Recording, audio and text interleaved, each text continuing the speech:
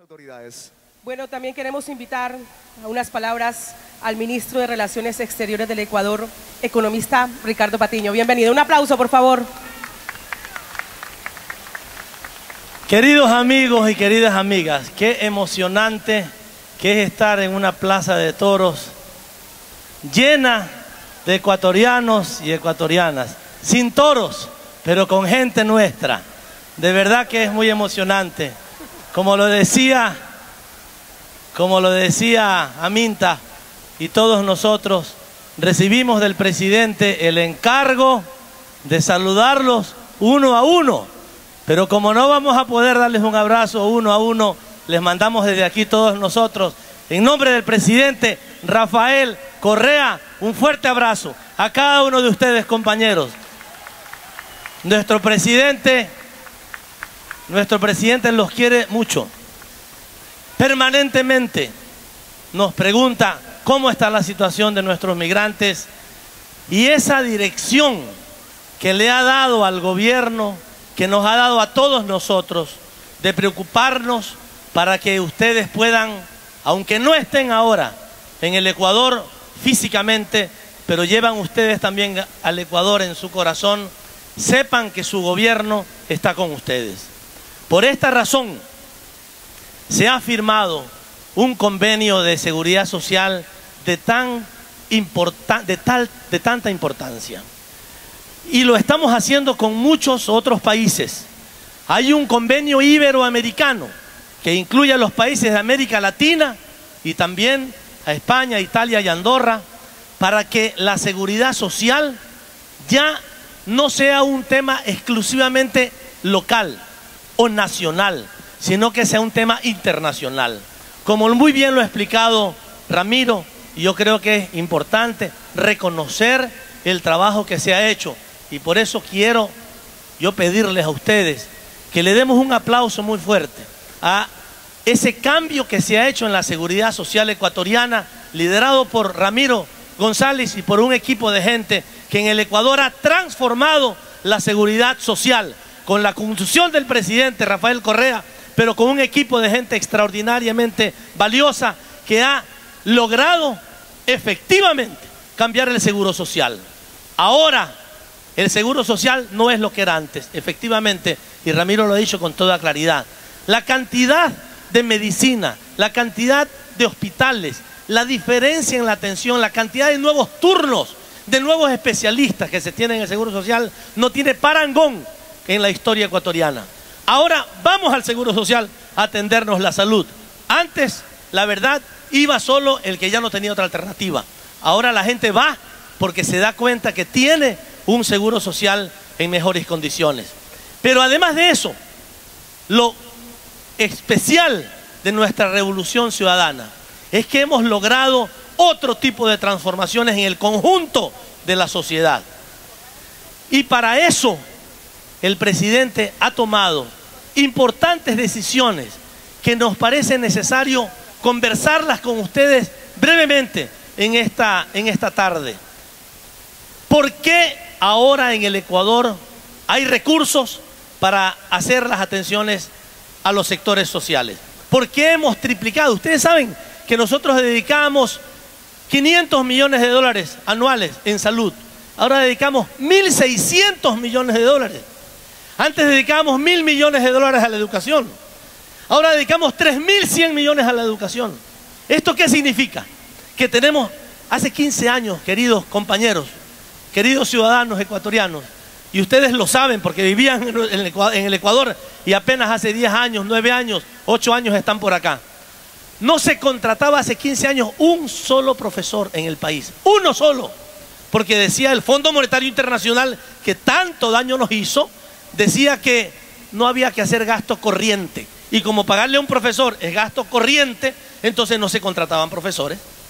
No había un solo médico contratado en los últimos 15 años, porque era gasto corriente. Y entonces, ¿qué vamos a hacer con la plata del Estado?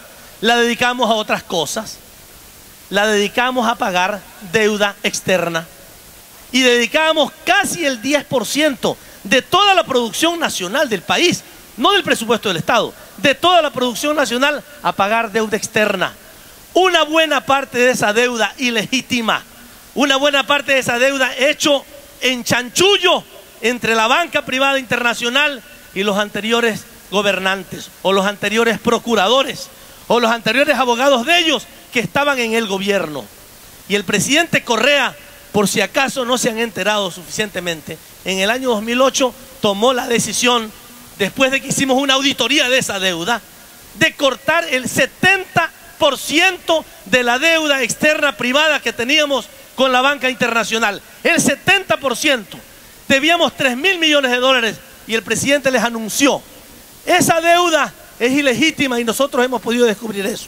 Bueno, les vamos a pagar el 30% de ese valor si quieren, si no, no se la pagamos. Y ahí fueron los señores con sus papelitos a entregarlos al país y ahora pagamos solamente el 2.5%, o sea, $2.50 de cada 100 dólares que tiene la economía nacional. Y antes entregábamos $9 en vez de $2.50.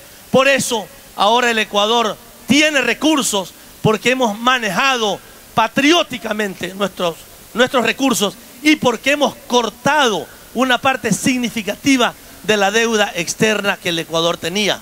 Los recursos de las instituciones públicas, todos estaban depositados en la banca norteamericana o en la banca europea.